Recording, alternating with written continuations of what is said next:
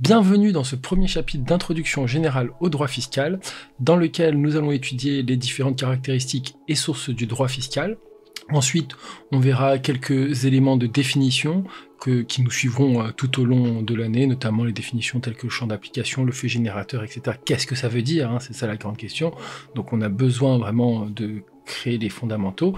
Puis, dans un troisième temps, on jettera un œil à la classification des impôts. Et enfin, on jettera aussi un œil à la structure de l'administration fiscale, très rapide. Alors c'est parti sur les caractéristiques et les sources du droit fiscal, puisque le droit fiscal est un droit autonome, c'est-à-dire que ici vous allez avoir des règles qui vont être différentes, notamment des autres branches du droit, donc elles vont être propres au droit fiscal et à la fiscalité. Et on a aussi une caractéristique qui est empreinte de réalisme, c'est-à-dire que ici, la jurisprudence va être assez importante puisqu'elle va déterminer notamment les différentes règles qui vont s'appliquer.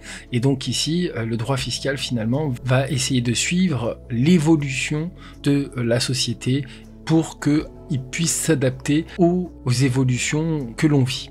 On distinguera 5 sources. Vous connaissez tous en général cette pyramide, cette hiérarchie du droit, puisque vous la retrouvez dans les autres matières que vous faites de droit, droit des sociétés ou introduction au droit. Vous allez avoir d'abord les sources internationales qui vont être les bases, les fondamentaux finalement du droit fiscal, donc les conventions internationales et le droit communautaire. La Constitution de la Ve République, qui seront les sources constitutionnelles. Enfin, on arrive aux sources légales, et là, on arrive justement aux lois organiques relatives aux lois de finances et aux lois de programmation des finances publiques. Et donc ça, c'est des lois qui commencent à être plus proches de ce que l'on va étudier.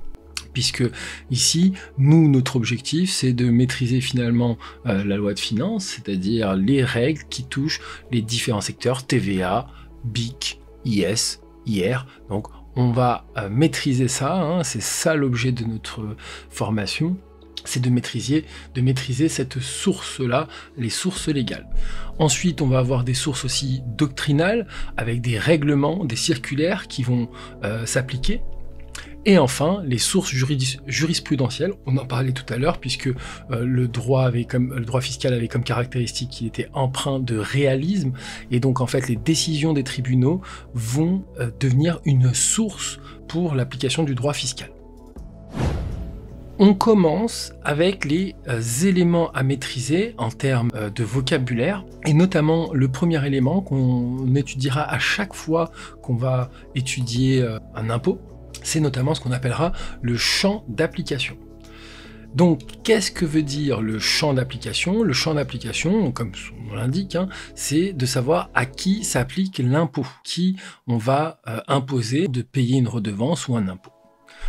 On distinguera 3 dimensions. La première, c'est la personne imposable, le redevable de l'impôt, donc qui est concerné en tant que tel. Est-ce qu'une personne physique qui a une activité doit payer tel impôt ou tel autre impôt? Bon, voilà, hein, donc c'est ça la question, c'est quelle est la personne imposable.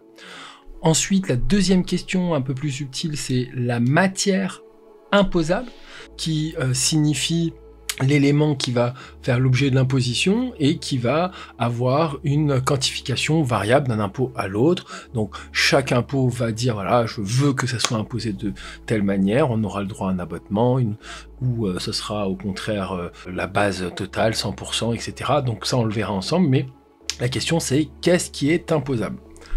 Et le troisième élément, soit la territorialité, et ici on répondra à la question de où devra être exercé soit l'activité, le revenu généré ou l'élément imposable, donc où est-ce qu'il sera, puisque s'il est en France en général, alors on verra qu'il y a beaucoup de petites subtilités, mais s'il est en France, on sera imposé en France, s'il est à l'étranger, bon, théoriquement on sera imposé à l'étranger, mais on verra ça ensemble pour chaque impôt, puisque chaque impôt a ses propres règles, notamment en termes de personnes imposables, matière imposable et territorialité.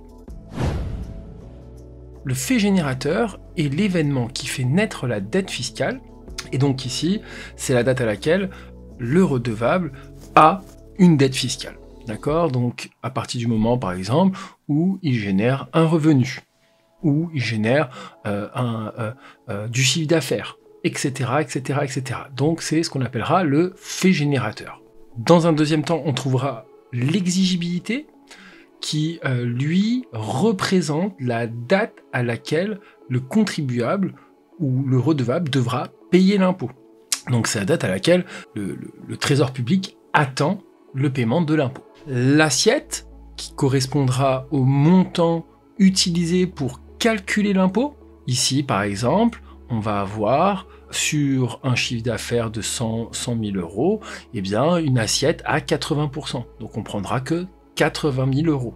Hein, pour calculer l'impôt, si c'est 10% d'impôt, bon, ben, on fera 80 000 fois 10%.